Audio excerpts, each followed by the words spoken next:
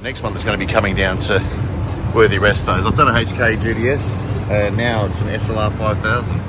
So this cyan blue is coming from 782 Motors up in Queensland. Just came over for a clean up, tidy up, a check over, which I've done. This one's going off. That's covered. That's the V8 Torana, the 6 litre.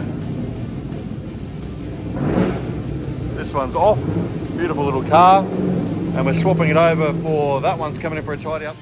The second workshop, and just picking up an engine for a customer which is going off to get checked. And this is where some of the other work takes place. This one's going off for a clean-up. That's the pink one from the UK, which if you Google it, you'll see it. It's the pink LJ XC1. Have our YouTube sitting up there. My brother does all the disassembly here.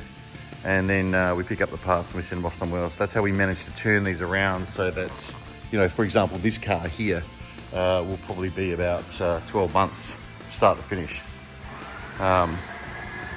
Instead of sitting in panel shops for 8 to 10 years doing nothing, we turn them over real quick.